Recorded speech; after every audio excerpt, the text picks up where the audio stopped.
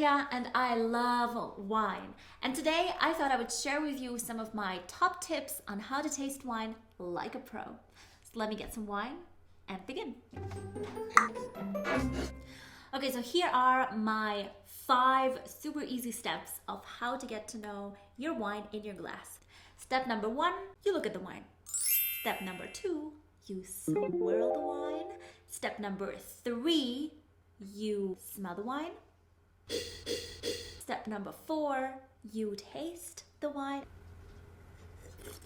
And final step number 5, you judge the wine. Okay, step 1, look at the wine. What I do is I slightly tilt the glass, and ideally I would have a white background to hold this glass against. It's going to give me a much clearer idea what color I have in my glass. Why do we look at the color of the wine? You can actually tell a lot by the color of the wine, even without tasting it or even without smelling it. So one of the first things you can tell about the color of the wine is the age of the wine. You see, white wines, they usually, with age, they gain more color. So in its youth, a white wine would have this kind of greenish, slightly pale yellow color. And then once it gets older, it's gonna turn into gold and then into this very intense brown color. So if you have a white wine in your glass, basically like this one, that is already showing some signs of aging, you can see that it's really intense golden color, slowly turning already into brown.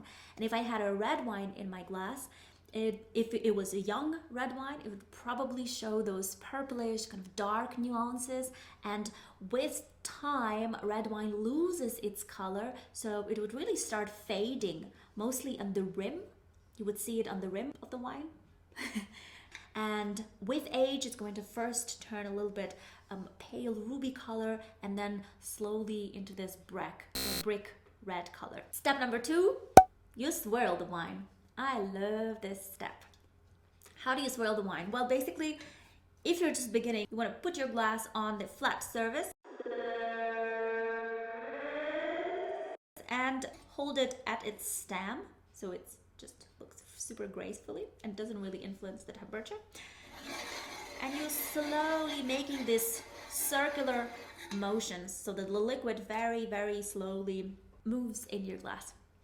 Why do we swirl the wine? Well, we want to make sure that the wine breathes or aerates or gets contact with oxygen, because the more in contact with oxygen it gets, the more of those aromas it can release. And so in the end, it's going to be very, aromatic and full of different interesting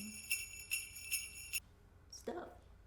And the second reason why we swirl the wine is we look at what we call legs, or I like to call it tears.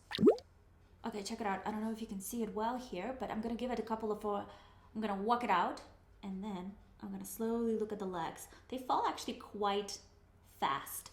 Look, you can see those lines, they really look more like tears than legs to me.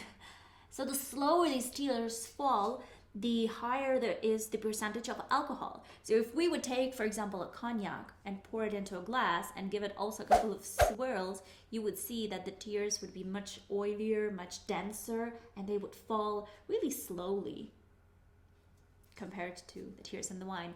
And of course, that is because cognac has a high level of alcohol. Okay, back to wine. Step number 3, smell the wine. I like to go all the way in. I stick my nose into it, and I sometimes even close my eyes. Gives you this moment of silence. Just a one-to-one rendezvous with the wine. Almost like a meditative effect it should have. You really want to immerse yourself in whatever the wine has to offer.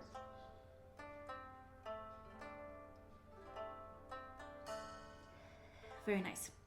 So one of the hints that I usually give, especially to those of you who begin tasting wine, is whatever wine you have in front of you, try to immediately think of the fruits, because that is a component that you find in any wine that you taste. If you have a red wine in front of you, think of red fruits or black fruits like plum, cherry, raspberry, strawberry. If you have a white wine, try to associate it with some white or green or yellow fruits like peaches, melon, maybe apple, pear, or maybe pineapple or mango. Depending on how the wine is aged, you also can find some of the aromas that are influenced by the vinification process.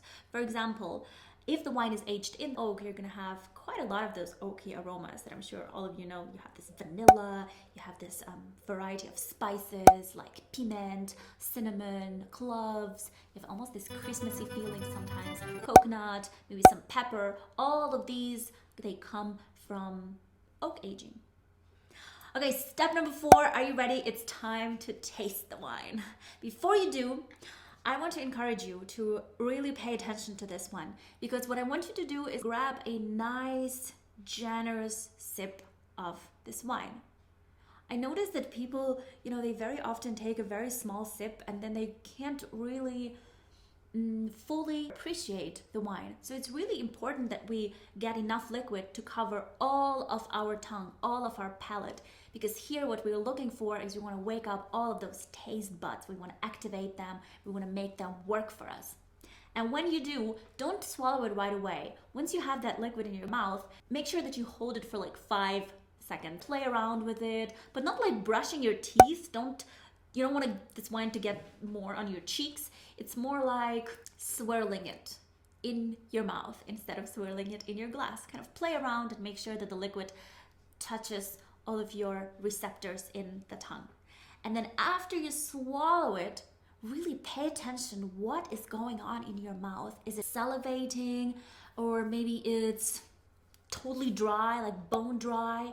Or if you have a red wine, maybe you have this earthy or dusty feeling in your mouth that comes from those tannins. We all taste sour, sweet, salty, bitter, and umami. And most of the time when you taste wine, try to concentrate on the 2 elements, which is acidity, so something, how sour is the wine, and also sweetness, how sweet is the wine, or is the wine, how dry is the wine. I know that for many people, when they think of acidity, they think of this, oh, it's sour, it's not good. I absolutely love a wine which is a nice acidic wine. I love to have acidity. I think it brings me a lot of freshness in the mouth. I think it just a very joyful, kind of vivacious feeling in my mouth, something bitey. There's so much going on. It gives me this nice juicy touch. It's very succulent, and instead of kind of pulling my palate down, it elevates it. Whereas acidity, you can mostly taste on the sides of your tongue. Sweetness would be very easy to detect on the tip of your tongue. Let me demonstrate.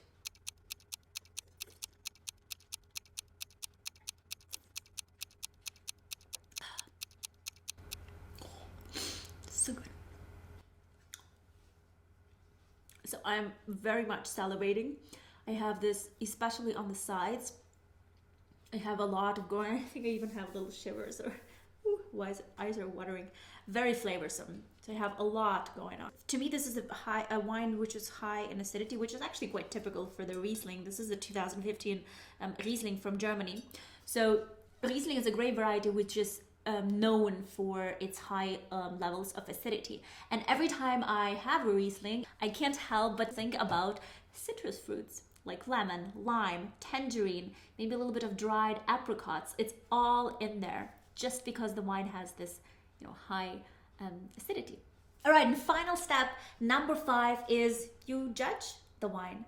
And here, basically, you ask yourselves 2 very simple questions. Do I like this wine? And if I do, why do I like this wine? Is it because it's high in acidity? Is it because it's low in acidity? Is it because it's very neutral and kind of shy and I like that? Or is it because it's powerful, complex, and in your face? And so here we go. 5 simple steps. Let's sum it up. 1, you look at the color of the wine. You can tell a lot. 2, swirl the wine. We want to release those aromas. 3, smell the wine. 4, taste the wine, and here really take your time, let it charm you, flirt with it a little bit. And step number 5, judge the wine. Ask yourself, do you like it? Why do you like it? And that's it.